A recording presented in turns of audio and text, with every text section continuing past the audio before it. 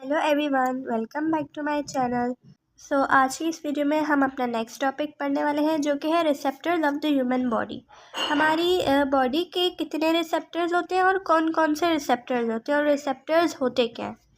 Human body can detect number of stimuli like light, sound, gravity, damage to the tissues, etc. through its various receptors. We will discuss their only photoreceptor and sound receptors, that is eyes and ears respectively. हमारी इंसानी जिस्म में बहुत सारे stimuli होते हैं, जैसे कि साउंड हो गया, ग्रेविटी हो गया, टिश्यूज़ पर जो डैमेज होता है वो, उसके अलावा बहुत सारी चीज़ें। ठीक है, और ये स्टिमुलाई कैसे डिटेक्ट होते हैं? रिसेप्टर्स के ज़रिए। तो अब हम इस टॉपिक में सिर्फ दो फोटो रिसेप्टर्स को डिस्कस करेंगे, जो कि हमारी आँख और कान है। तो हम इनको डिटेल में पढ़ेंगे। बाकी उसके अलावा जो रिसेप्टर्स हैं उन सब को हमने एज ए कॉमन एग्जाम्पल लिया है। फर्स्ट रिसेप्टर हमारा होता है eye. It is the organ of site.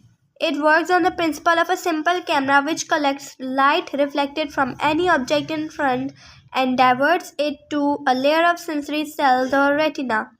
The light captured by retina is converted into a nerve impulse and reported to the brain.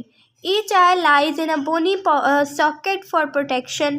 A tough outer coat white part of eye करते हैं। आई हमारा एक ऐसा organ है जिसके ज़रिए हम देख सकते हैं, और ये एक कैमरा के सिंपल कैमरा के प्रिंसिपल पर काम करता है, जिसमें बहुत सारी लाइट्स जो है रिफ्लेक्ट होती हैं जब किसी भी ऑब्जेक्ट से, तो वो जमा होती है हमारी आई में, और किसी भी ऑब्जेक्ट से इन फ्रंट एंड, जैसे कि हम कोई भी ऑब्जेक्ट फ्रंट पर रखें तो उस पर जो लाइट लग के हमारी रिफ्लेक्ट होकर वापस डाइवर्ट होगी हमारी आई में, उसको हम कहेंगे सेंसरी सेल्स और रेटिना, उसको हम कहते हैं इमेज। तो ये हमारी रेटिना में बनती है, इमेज हमेशा हमारी रेटिना में बनती है। तो जो लाइट हमारी रेटिना कैप्चर करती है वो एक नर्व इम्पल्स में कन्वर्ट हो जाती है और हमारे ब्रेन को रिपोर्ट करती है। और हमारी एक आँख जो है, यानी दो आँखें हैं, तो उनमें से हम कह सकते हैं कि दोनों आँखें एक बोनी सॉकेट में प्रोटेक्ट हुई हुई होती हैं ताकि उनकी अच्छे से प्रोटेक्शन हो सके। और एक टफ आउटर कोट होता है इनका, जिसको हम स्लेरा कहते हैं। वाइट पार्ट होता है हमारी आई का, वो हमारी एक आँख को कवर करता है। और फ्रंट से जो स्लेरा होती है वो ट्रांसपेरेंट हो जाती है, जिसको हम टर्म करते हैं, बोलते हैं कॉर्निया। और इसके पीछे एक छोटा सा चैम्बर होता है एक्वस ह्यूमर का, जो वाटरी फ्लूइड यानी पानी से भरा हुआ होता है। इसके पीछे एक कलर्ड पार्ट होता है, उसको हम इरिस कह सकते हैं, एक बड़े से होल के साथ, जिसको हम प्यूपिल कहते हैं। तो जो प्यूपिल होता है वो ब्लैकिश कलर का होता है। और इमीडिएटली हमारी इरिस के पीछे एक क्रिस्टलाइन कन्वेक्स लेंस भी पाया जाता है, जो कि सर्कुलर रिंग्स, मसल्स की सर्कुलर रिंग से बना हुआ होता है, जिसको हम कहते हैं सिलियरी बॉडी। ठीक है, उसके बाद है action of ciliary muscles causes in the shape of the lens to adjust focus.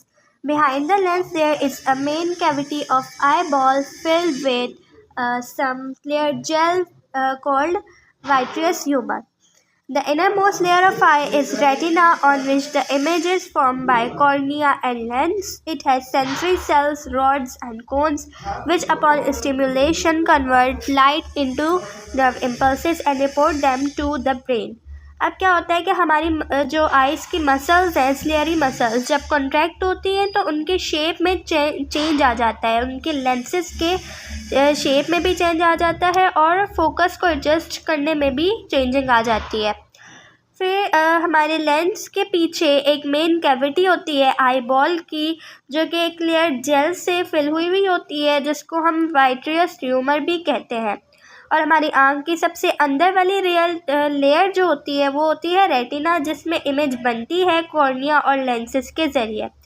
उसके अंदर सेंसरी सेल्स भी होते हैं, रॉड और कोन्स भी होते हैं, जो स्टिमुलेशन पर लाइट को कन्वर्ट करते हैं सिग्नल्स में, लाइट सिग्नल्स को कन्वर्ट करते हैं नर्व इम्पल्स में और ब्रेन को रिपोर्ट करते हैं और फिर हमारे सामने एक इमेज बन जाती है। उसकी यहाँ पर आपको एग्जांपल दी हुई है कि हमारी एकोमोडेशन का मैकेनिज़्म किस तरह काम करता है। जब ये ऑब्जेक्ट है, इस पर लाइट रिफ्लेक्ट हुई, ये हमारी आई में गई और हमारी आई की जो रेटिना है उसने कन्वर्ज करके या डाइवर्ज करके हमें वो पिक्चर बिल्कुल क्लियर दिखाई।